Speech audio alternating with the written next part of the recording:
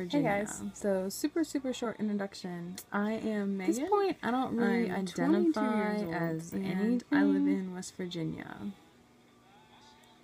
At this point, I don't really identify as anything. I don't really feel like it's necessary in my life. So today's topic is anxiety, and I think it's really super important to talk about this because so many people suffer from one or multiple anxiety disorders. I think the word anxiety is kind of like a broad term for a lot of different disorders that people suffer from. I mean, you have PTSD, you have social anxiety, generalized anxiety, OCD, among other things. And, you know, they all have their own specific set of symptoms and things that kind of come along with them. For me personally, I kind of grew up in a relatively abusive household, so I didn't really realize it then, but later on in life I think those things really kind of affected me, and it set the stage for issues that I would have. I remember a lot of issues that came about for me just started happening like randomly.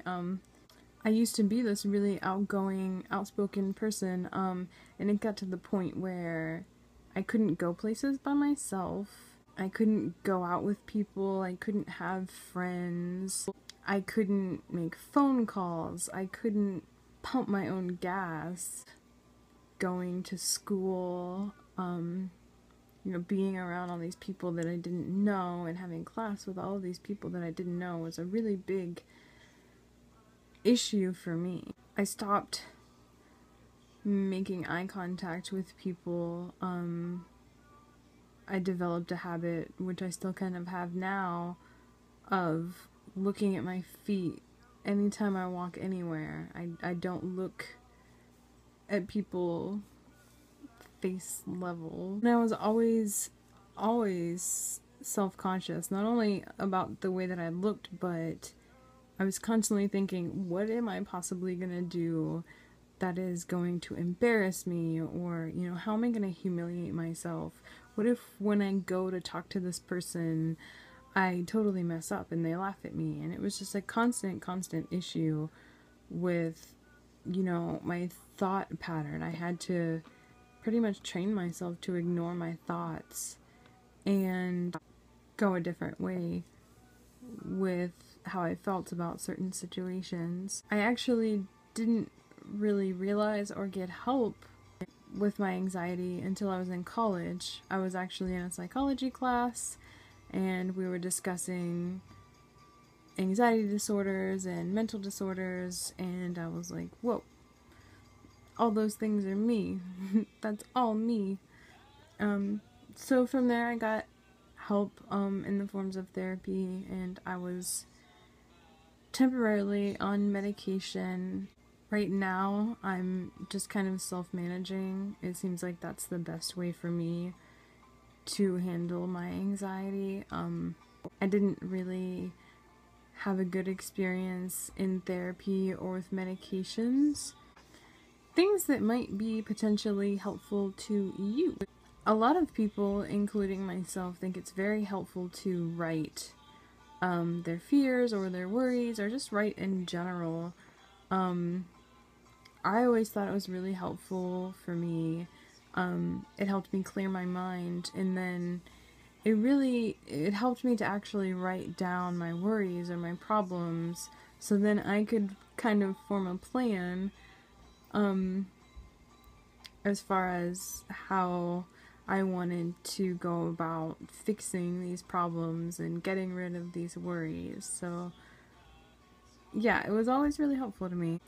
Another thing that could possibly be helpful, and I've kind of experimented with a little bit, but not really, different relaxation techniques like meditation or mindful breathing. Some people like soothing music or looking at serene pictures, or pictures of good memories and things like that. That seems to help people sometimes. changing your eating habits can definitely help too. I guess a lot of people don't realize, or maybe they don't think about, the things that you eat really kind of affect your body. And if you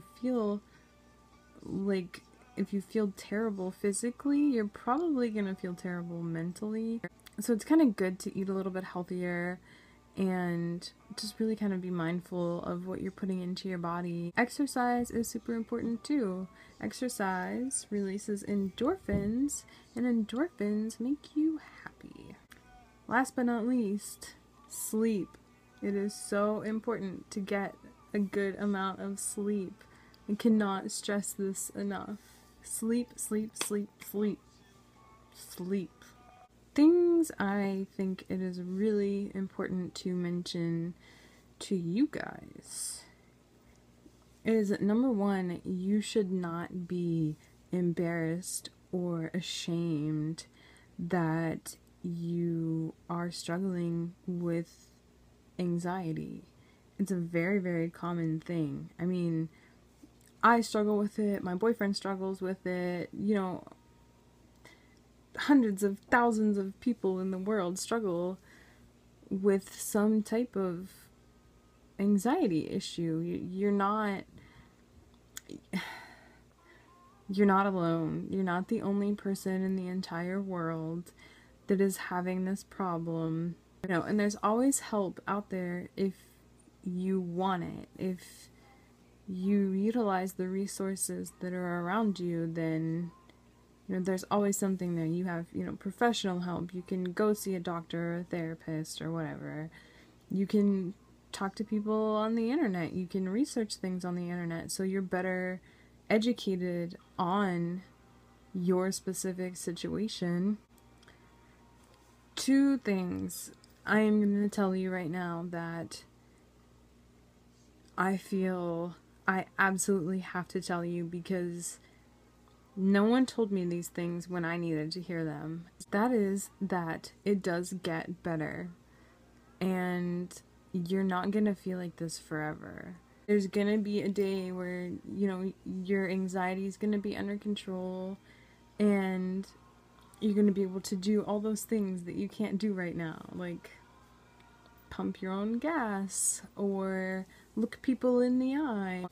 The last thing that I want to say is that we all love you. Everybody here on Queer Theory loves every single one of you. And if you're ever having an issue or you need somebody to talk to, you can come to any of us. You can come to Alex or Molly, Adam, Lisa. You can come to me. You can come to any of us and you can talk to us about anything. That's what we're here for. We're here to help you. And I think that's really all I have to say about that. So, thanks for watching my super stupid video, and I'll see you guys next week.